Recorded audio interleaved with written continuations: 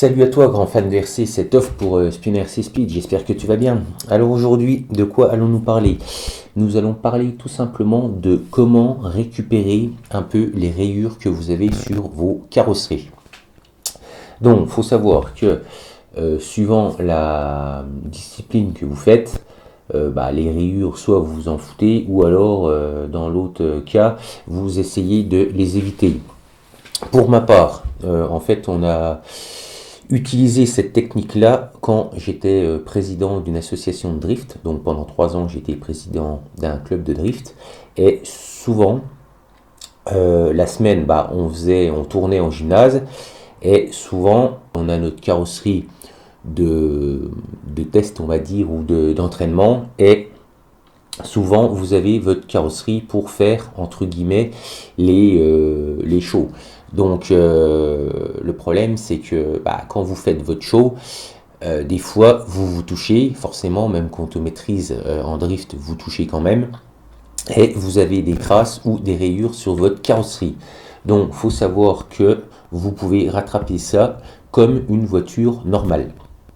Donc, voici deux voitures que j'ai. Donc là, il y a de la rayure, là, il y a de la rayure. Donc je vais vous montrer le avant et le après et vous allez voir en fait la différence quand on utilise tout simplement un polish pour voiture normale. Donc il faut savoir que dans les polish, vous avez différents types de polish. Donc ce qui va changer au final, ça va être la qualité entre guillemets d'abrasion du polish. Donc soit il va être plus abrasif ou moins.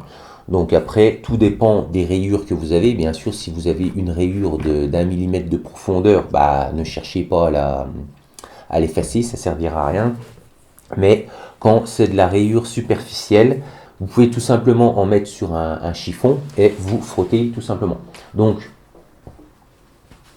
vous en mettez un peu et en fait, le but, c'est vraiment... comment dire, pour l'appliquer, il faut vraiment que le polish, entre guillemets, il sèche. Donc c'est pas le tout d'en mettre et que ça soit encore mouillé et d'essuyer. Il faut vraiment en profiter, tourner, parce que bon, le mieux c'est quand même de faire des ronds plutôt que des droites. Sinon vous allez accentuer en fait le sens d'abrasion et c'est pas bien parce que il faut vraiment que ça soit uniforme. Donc en fait vous en mettez et tant que le polish est encore sur le toit entre guillemets, ou la partie de la carrosserie que vous voulez nettoyer, récupérer, vous frottez. Donc ça peut durer, je sais pas, vous comptez entre 30 secondes et 1 minute, tout dépend de la quantité que vous avez mis, et également de la qualité d'abrasion du polish.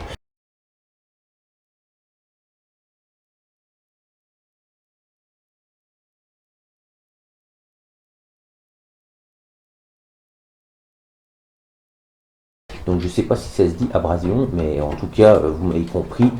S'il est plus ou moins abrasif, vous devrez en mettre plus ou frotter plus longtemps.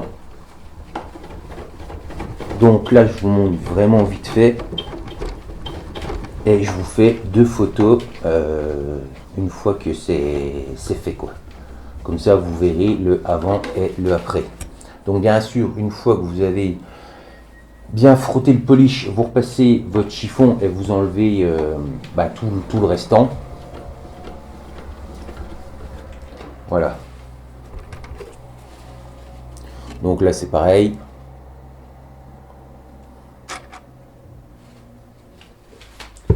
Vous en mettez et puis c'est reparti, vous frottez. Donc une fois que vous vous êtes amusé à faire ça, vous verrez que vos rayures auront la plupart, si vraiment elles sont vraiment petites, faut pas non plus exagérer, elles vont disparaître.